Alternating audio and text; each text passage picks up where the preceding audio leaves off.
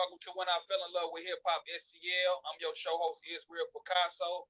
This is a podcast meant to raise the vibrational frequency of hip hop. With that being said, today's guest is Kenya Ware. Can you introduce yourself to the crowd? Hey everybody. Oh my God. I'm so happy to be on here. It's Kenya Ware all the way from LA. How y'all doing? Yeah, yeah. Okay. Can you kind of tell the crowd when you fell in love with hip hop? Oh my God. Oh God. Okay. I fell in love with hip hop. God.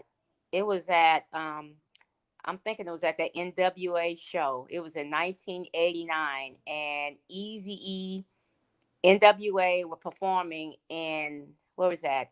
That was in Santa Ana, California. And me and my friends, that was the first time we had ever drove that far. We were young. I just got my license. I'm like, yo, I'm going to hang out. And this seeing the guys on stage rocking the mic, I'm like, wow, this is huge. This is great. And then like Right. 3 minutes after all this beautiful music takes place, a fight breaks out, and I'm like, okay, is hip hop mixed with? Is it a mix with every time you hear hip hop? Is it going to be Right. violence? It's a fight So type shit. yeah, so I was, when I fell in love with it, I had to find out the real that night because I remember Easy said cruising down the street in my 6'4", and that's as far as he got. Yeah, that's It was my head. over. That's That was it. I see a chair come across the room, and then I seen a bottle fly across. I seen MC Ren run off the stage with a mic in his hand, and I'm like, is this what all the hip hop concerts are like? This is my first concert. Oh my God. But I fell in love with hip hop, West Coast hip hop right then and there. It was beautiful. yeah, yeah. That's what's up. So like with you growing up in LA, can you kind of tell the crowd like how was it for you growing up? God, growing up in LA, we had to learn early on about getting jacked. I mean, I remember the first thing that I learned: always tuck your gold in. I remember getting all my gold, my Turkish earrings and ropes for Christmas, and everybody who was older always said, "Yo, you if you're out, you got to tuck it in because they're gonna steal it." So we had to learn how to protect ourselves from the beginning. It's always been the wild, wild west out here. Always been. I mean, I remember when you're riding the bus, so we used to call it was the RTD, the Rapid Transit District, and we called it the Rough, Tough, and Dirty because everything went on when you got on that bus. Anything would happen. It was It crack. was it It was was it was cracking on it. going down, and yeah, in the 80s. Oh my God, it was going down. Payphones. We had our beepers, and it was like a no go. Do not stop and check your beeper. You might get carjacked. I mean, everything was going on. Like now, the stuff is going on now. I'm like, you guys, we've been doing this for years. Like that's easy. It's easy. Come on. So LA, it was beautiful. It's the only place you can go to and you can go skiing in the morning and then go to the beach at night. Only place. Only place that you can get up in the morning and say, I'm gonna go take a ski. But then tonight I want to sit on the beach and just and watch the stars. So I That's wouldn't dope. give it up for nothing. That's dope. All right. I want to get into Daz Dillinger. How did you meet Daz Dillinger? Did y'all grow up together? Now, so here's a funny story. So NWA, met them. I knew Easy's girlfriend. That's kind of how I met the whole NWA group. Of course, when NWA is going under, Death Row's coming up. So we're hanging out one night and we meet Snoop. Snoop is this little dusty little kid, gangster look out. Sugar just found him. He had just found this dude, right? And Death Row is not Yeah. open yet, but we're hanging out. Suge, Dre, Tracy, that's Easy's ex-girl, me, and then this Snoop. So we all every time there'd be a party, we all hang out. Snoop would be there. So Snoop takes it upon himself. He's like, I'm gonna hook you up with my cousin. He don't live out here yet. He lives in Oklahoma, but when he comes out here, I'm gonna hook you up. So I said, well, Snoop, does he look like you? Is he cute? He said, yeah, my cousin cute. All my cousins are cute. I'm like, all right, then don't hook me up with your ugly cousin. So maybe like 5 months later, after they did 187, all that, Dabs moves out here because Snoop is becoming popular now. And all his Okay. family, they're realizing that, oh my God, our family member is popping now. He's becoming popping. So everybody moves out to LA. And Daz came out. He hooked me up with Daz. I was not a fan of Daz when I initially met him. I was not a fan at all, because I was priceless at that point. I mean, I'm like, I got my Honda Accord on Borbet rims. I'm still a teenager. I got diamonds and Dunenberg person. This kid, what? He don't have nothing. What am I dating him for? I'm a businesswoman. I might have been 17, but I had it going on. 17, 18. Yeah, so Snoop hooked me up with Daz. That was a matchmaking situation there. Shit. So y'all grew on each other. Yeah, he grew on me. That boy grew on me. He would call me every night because I would be on dates with other guys, and he would call me. I'm stuck at the studio. You gotta pick me up. No, if you leave me up here, something bad's gonna happen. He would always pressure me into picking him up, and it kind of just turned into like, all right, if we're gonna be stuck with each other, if we're gonna do this, I'm gonna have to get you right. But it turned into a love affair after that. He had to pursue me. It was not easy. That's what's up. Is that how you end up getting involved with Death Row? Well, Was I it Daz remember. or No, no, no. I got the death row before Daz was even there. Remember oh, Tracy, okay, Easy, okay, Easy. okay. Yeah. So I have Oh to yeah, always remind okay, Daz. yeah, yeah, yeah, yeah, I got okay, okay. yeah, I got the death row before you. I said I beat all. I was at death row before all of them, right? Snoop and I got there around the same time because they had discovered them, and I had met Suge around the time they discovered Snoop. So I'm like, I always have to remind people when they talk about death row. I'm like, no, no, no. I was there before the name even came death row. I was hanging out with these dudes before all y'all got here. So you got a chance to see all the artists grow into who they Yes. was gonna be.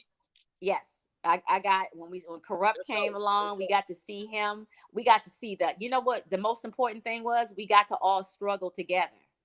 We struggled together because I was going to my first year of college. I was a starving student. Dad's a starving artist. We didn't have no money. He would sleep on my mother's floor, and we climbed the ladder together. Our first apartment was it was an apartment, and it was one room, and the bed came out of the wall. That's our first apartment. We were starving. Second apartment, one bedroom. Third apartment, two bedroom. By 1995, we finally get to a three-bedroom and with a pool. So we climbed up this ladder together, and we starved together. Yeah, And y'all I was used to cool. take I I used mean, to take care of him. So that's yeah, that dope. was it. That's dope. Yeah, yeah. We survived off my. I used to work at Nordstrom's and go to college, and we survived off my check for a long time. Hey, that's real shit. Hey, Yeah. you a real It, woman.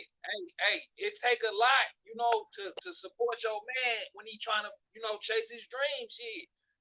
Everybody it, need a woman like you. Yeah, I Everybody bought need a dad. woman like I you. bought him his first pair of Levi's. I bought him his first pair of Nike Cortez. I used to give him food for his refrigerator. Him or Snoop's wife Shantae used to drop me off at work when I was working at Nordstrom because they needed a car. So my car was the universal car. So we all came up Oh, together. you We dope. starved together. You dope. You dope for real. Okay, with you being on death row, and seeing, Snoop sell millions of records, Dog Pound sell millions of records. When Tupac came to the scene, did like everything change? Like, was it still like the same energy? Nah, when Tupac came, everything changed because Tupac was a man now. It used to be that little Snoop Doggy Dogg was the man. Dre was always the producer. He was a producer, so he was making his money. But it was all about Snoop, right? But when Pac came, oh no, no, no. Pac was the man. He did. Everybody was excited when he came because it was new flavor. It was like a ambiance now. We had this guy with charisma, and we were all excited.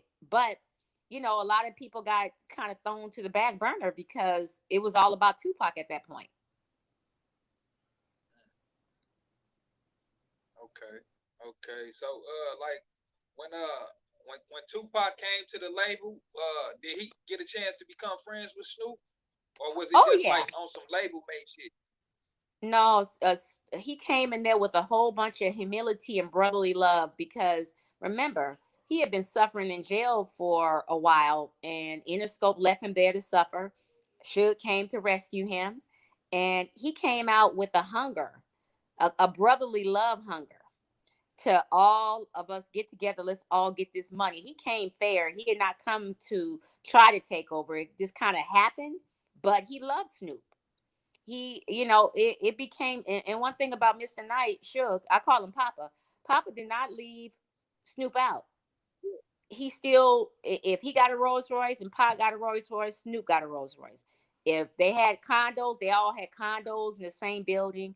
They all had the same thing. So Snoop was not left out at all. But Pac, I think, he taught Snoop and Daz and them how to really be men at that point because you still have these dogs. When I say dog pound, they were 100% dog pound. They love them bitches. They loved them. They loved them. But Pac taught them how to respect the woman. He was not into calling Oh, women bitches. He was not. Pac did not. He did not like that. And huh? real shit. No, he didn't That's like real that. It shit. was all about respecting that woman. And I noticed it changed in Daz when Pac came around. It was more so, okay, if I'm going on the road, Pac wasn't letting all that crazy shit happen. He was like, yo, we got to stick together because he had the Outlaws. The Outlaws, they were brothers. And he was trying to merge that gap with that bridge with the dog pound too. And they love Pac. They love Pac. Okay. When Tupac got, well, I know he was in prison and shit. Did he sign his contract on a napkin like they were saying? I saw an interview they were saying he Absolutely. signed Absolutely. straight That's up. 100%. It because Suge went down there and David Kenner and they went down there, but they didn't know that all that was going to take place. That was the first time that he had went to the prison and meet up with him. So initially it was just going to be a conversation, but it turned into, all right, let's get this deal going tonight. Let's get this boy out now. Yeah, It was a napkin. True story. most definitely. Most definitely. So, what was Suge Knight and Tupac relationship? Was it more of a Uh, boss and employee, or were they really close like that for real? Like how they be saying that best shit? of best of friends. Suge had never had a friend like Tupac ever. He When he dealt with Daz and Snoop and Corrupt Nate Dogg, all them, that was his boss to artists. With Pac, it was my brother to my brother. I mean, I never seen Suge party and have a good time and until Pac came. He found his best friend in Pac. It was a beautiful sight to see because around when Pac came, you know, tension was a little bit weird. And I know personally at that point, me and Daz were going through our growing pains at that point because we were young. And I used to rely on conversations with Pac a lot because he knew what I was going through with Daz. I mean, everybody was going through stuff, but how do you tell a 21-year-old woman and suddenly we are millionaires overnight? We had a one room and now we got a $500,000 house and we're building a what do you call it? What did we build about? We had a basketball court, we had a playground for my daughter, we had a dog kennel, we were building a race car track for go-karts in the back in up in Silver Lake. How do you tell us how Dad came from nothing, so he didn't know what to do? And Pac tried to, enlighten them on, hey, this is what we do. We got to stick together. You respect your woman. That was Pac. So me and Pac grew close because I feel like he had my back. He wasn't into that. If he respected relationships like Snoop and his wife, he would always tell Snoop, "You wrong, man. Go make it right." He'd tell Daz the same thing because he was not into that whole, bringing different women around. Your woman is your woman. Pac stood for that firmly. Most definitely. Most definitely. That's why I fuck with Tupac. I ain't gonna lie. He taught me a lot of shit growing up. Uh, but I want to ask you about the East Coast. What you was around when the East Coast West Coast war shit? Well, the media so called to say. Was that Oh real yeah. or was they just putting it in the agenda? No. We were at war with them. And when I say, I'm riding with them, but it was really a war because you have to understand, Pac, we inherited it was already beef. It started off when, the dog pound went down there, and I flew down there after them to do the New York video, right? Now I have to admit that was quite disrespectful of us to think we can go down to New York and bring some 6'4s in Times Square and take over. That wasn't the best Right. idea, but we were gangstering about that life. Yeah. But Yeah. it was, but that was, but the true story behind that is that was supposed to be a tribute to Melly Mel because that was a song that was remade. They weren't kicking over buildings until it was not until Biggie got on the radio and told everybody to come down there to to Brooklyn and kind of fuck it up. And them dudes from Brooklyn and all that stuff came to fuck it up. They shot up the trailer. They came there deep and shot it up. That's when the buildings got kicked over. That was in editing after. That happened after the fact. And my poor radio didn't survive. Daz took my huh? No. Finish talking. I'm sorry. Yeah. I had a boom box, and Daz took my boom box down to New York. And while they were in the trailer, somebody came with a machine gun and shot the trailer up. And I said my radio got it didn't make it back to LA. It didn't make it back. It was a victim of the war. They shot my radio up. That was that was my boom box I had for years, and they shot it up. That's crazy. That's crazy. So the reason why I was asking you about Tupac and Snoop being cool or whatever, because I remember they were saying like they not got into it, but had words over Snoop going and doing the Angie Martinez on the radio, talking about Biggie and Puffy as homeboys and shit. Like, can you explain that situation? Yeah, he got on the radio, and we're in the middle of a war, right? And I was even riding with Pac because I mean, it broke down to he snooping on the radio, basically drew the line with Biggie and them, and it became a war. So we were all separated at that point. You either gonna be rolling with Snoop over here, or you're gonna be rolling with Suge and Pac. And at that point, I'm going through craziness with Daz, so I rolled with Suge and Pac.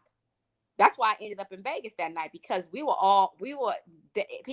most people don't know that we were all at war. We weren't speaking to them. Me and Dad were already having problems, but when that happened, it was a no-go. So whoever was rolling with Pac and Suge, we rolled this way, and Snoop and all them rolled that way.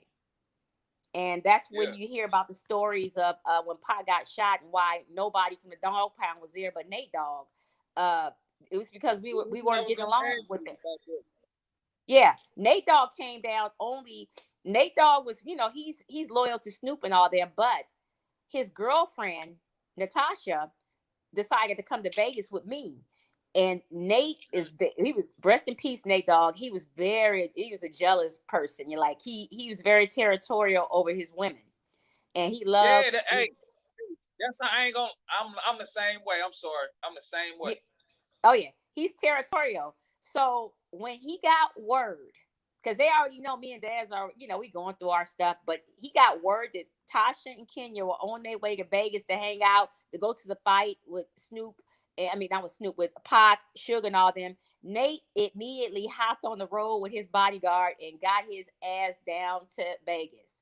He was like, hell no, my woman is not going to be in the presence of Tupac. Oh, yeah. Yeah, y'all got to come on back. Yeah, well, hey, he got down there, and I remember it was they got into it, and Pac became the mediator because they got into it. I remember we were at the Lexar Hotel going up the elevator. Nate was going off, but Pac calmed it down, and things. That night of the Club 662 in the fight, we were everything was harmony at that point. We were every time I went down to Vegas, Suge would always give me a couple tickets to the fight. But that particular fight, he called me because Suge calls me numbers, and he says, "Numbers, I'm sorry, I ain't got no tickets for you." I'm like, oh, "You don't have tickets for me for this fight?" He said, "No, Damn. I thought I had more." So that kind of left me out from going to the fight because I would have been with them like I always rolled with them to the fights.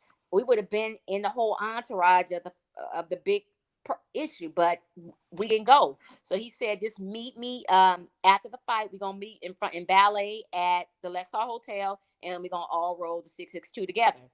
And when we got, we were down there early, and when they finally got down there, we, obviously we found out there was a little scuffle. Obviously, Pac went upstairs to change clothes. Obviously, he can have a bulletproof vest on because we're going to our house. Club You 662 saw him, was our, after the fight? huh? So you did see Pac after the fight? I was with him after the fight because Okay. remember, Okay. yeah, because remember I seen him prior when he still was dressed for the fight, but then he initially changed into the jersey. So mind you, we're all still in valet parking waiting because that's the waiting spot. We're all waiting to go to 662 together. We're gonna caravan there like we always do. So after the fight, valet parking, everybody's down there. Um, Kind of discussing in some sorts. We knew it was something that happened at the fight. They wasn't really, putting it out there yet. Pot goes upstairs, changes, and then now when everybody comes downstairs from taking the fight clothes off and putting on more comfortable clothes for Club 662, we ready to go. But it's a whole bunch of females that's around that Pac is talking to and having a good time. And the only reason why we left Pocking them at that moment and Suge at that moment is because Nate Dogg got mad. He's like, "Man, let's go on up to 662. While we waiting on them, they over here talking to bitches. Let's go."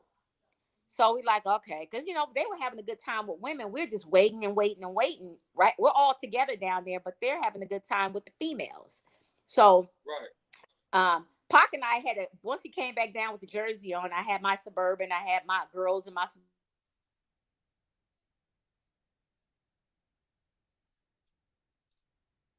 somewhere. They're trying to call. He's and my mind got thrown off. So he go, we're getting ready to go. We end up going to Club 662, and when we got in there, I'm the only one that noticed that security was running out. Security is running out, right? They're running out of the club, and I knew something was wrong. Nate Dogg and them they weren't even thinking about that. They're in the club, they're doing their thing. They're not even thinking that something's going on. So I follow security, and I was the first one to come upon the shooting scene. I was hearing the sirens as I'm getting closer, and once you hit that corner off, I think a Cabal or one of them, you see Suge's car tilted over, and you're like, "What the fuck? I just saw them. What the fuck happened?" And of course, I get into the yellow tape, find out that they got, both of them initially, were shot supposedly, and they were taking them they were ushering Pac into the ambulance. They're gone. They're taking off. We're in the yellow tape still. And like I told one blogger, I was like, it was the most eerie feeling being in that yellow tape because people were dissing us. They were like, "Fuck y'all." They thought that we thought it was they were trying to assassinate everybody from Death Row Records. So we're in this yellow tape, and they are saying, "Fuck y'all. Y'all should die slow. That's what y'all motherfuckers get." I mean, everybody, it seemed like that came past the crime scene were against us. We're saying things to like put our lives in jeopardy.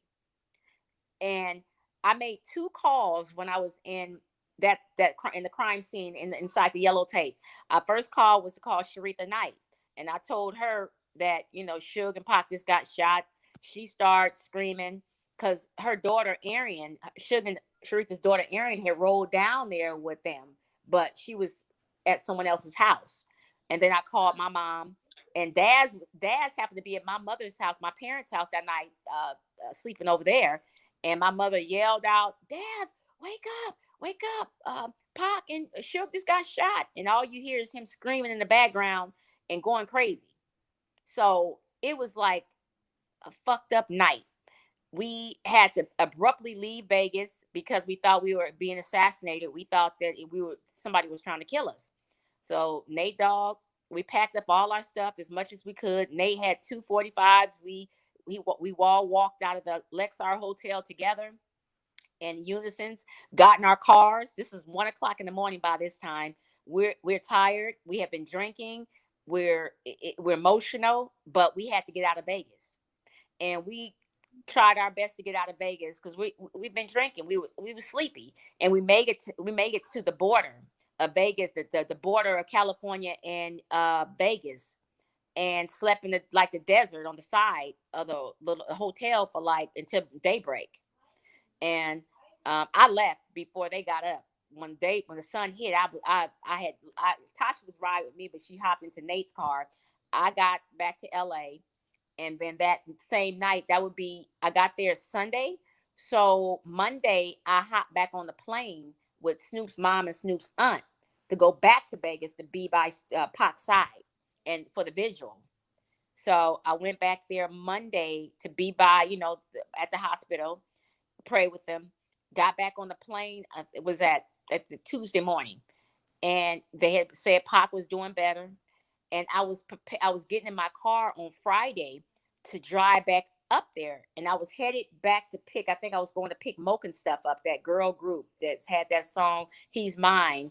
I was going to pick them up because they were going to ride with me out there. And I didn't even make it off the 110 freeway in LA when they announced that Pac had died. And like I tell people, that car, my Mercedes, I almost flipped that shit over. I was so hysterical because they had just announced on the radio that he didn't die abruptly. We thought he was doing better, but he died. He just died. Right. And that was that's crazy. Yeah, that's crazy because I saw an interview with Suge Knight was saying that when he left the hospital, him and Tupac was laughing and joking and shit. No, I don't think so. I think when I seen Pac, I think he just wanted the world to know at that point that he was okay. But Pac had got shot 7 times. You have to understand, he had a lung out. He got shot 5 times point blank in the chest. He just wanted everybody to be okay because Pac wasn't doing well. He was never doing well from what I seen. He was ready to leave, get the fuck up out of here. He was so happy to get the fuck up out of here because he was no longer in pain. But that's when hip hop died, when that happened to me. At that moment, that night, it was never the same. Nobody's ever been the same since that night with Tupac. I have to say, nothing has ever been the same. It'll never be the same again. It would never be the same. Nobody's ever acted the same. Nobody's ever been loyal the same. Never found nothing. It's never been the same. It's crazy. And I left. I left that. After that, I just kind of just got in my own world at that point, and I got in the union. I got away from all that stuff and just separated myself. I think after that, me and Daz broke up after Pac died. I mean, Daz couldn't understand why I was so close to Pac, why I was still, mourning him. Did you like him or something? It was my friend, and he was a good guy, and you can let him go. Like, y'all can let him go like that, but we can't. We was with him. You have to understand. I tell them, you weren't there to hear him for the last time. We were. So it's going to hurt us a little bit longer. We were there. We seen his blood. We seen his blood in the car. We seen it. So people don't understand that type of trauma. That's trauma. The smell of the hospital. To see him with all the tubes. That's trauma. It is. Nobody can ever understand. I mean, I hear them. I get infuriated when I hear about people saying they were at the hospital and all that. That makes me mad because if you weren't there, don't place yourself there. You weren't there. Don't say you was Pac's friend at that moment. You were not his friend. You were not getting along. Don't say all that. You weren't. Keep it real. Was Snoop there? Cause didn't they say Snoop No, was throwing up at the hospital or something? no, he was throwing up when he had his first kid. He wasn't at the hospital. He can come. He can come the first 2 days. Reggie, Now with hey, the I night. promise you, I saw it. No, go ahead. Yeah, I didn't.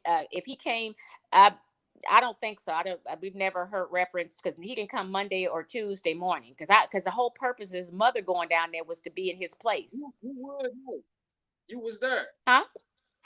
I Oh, Danny said you boy. would know. Yeah, it was just all. It was mostly all like the death row security, Danny boy, all the outlaws. At that moment, we were the representation for Dog Pound. Me, Snoop's mama, Snoop's aunt. Period. It was nobody else there but us. Snoop's mom came down there as representation for him. She came down there. He flew her down there. That's all. We Okay, were representation. No, so everybody's gonna place themselves there, but that's not true. right. So after everything went down, your mic went off again. It went off. After everything went down with the shooting or whatever, right? And Tupac Uh, passed on, right? And Biggie decides to come back to California after Tupac passed on. Do you think that yeah, was smart of him? nah, he Why was would he that do his label misled him. He's a young 24-year-old guy. He didn't know. Puffy was wrong. that? Puffy knew better. He knew the rules of the streets, and he knew that it was too soon to have that man down here spitting on the grave or the legacy of Tupac. He shouldn't have came down here for a couple years until you know people were at ease because they still wanted blood. They had nobody, they didn't know who had done it. They kind of knew Orlando had done it, but he got taken out shortly after that too. But they were absolutely uh, they knew they were wrong to have that boy out here. He was a sitting duck out here. He was not gonna make it back alive. He was not in LA. No, Right. no, Yeah, no. that shit was crazy. Yeah, Now yeah, I want to talk about if you don't mind, I want to talk about you. I know you do filming. yes. How did you get started with filming? Well, I used to do all the costuming for Death Row. I mean, well, a wardrobe stylist. I started Right. over there. So in 1999, I decided to get in the union. Before that, I was working in New York for Mecca USA. And Mecca USA kind of led me into getting into the union. And once I got into the union, I never looked back. I've worked on maybe over 100 plus television, some of the biggest blockbuster hit television shows. Did the I was the first one to do the Dog Pound Snoop Dogg documentary. DPG eulogy. I did that in 2003 through Black Stars under my own company. First Black woman at Stars. Before 50 and all them got there. I beat them there damn near 10, 11, 12, 13 years. Yeah, so I've been doing the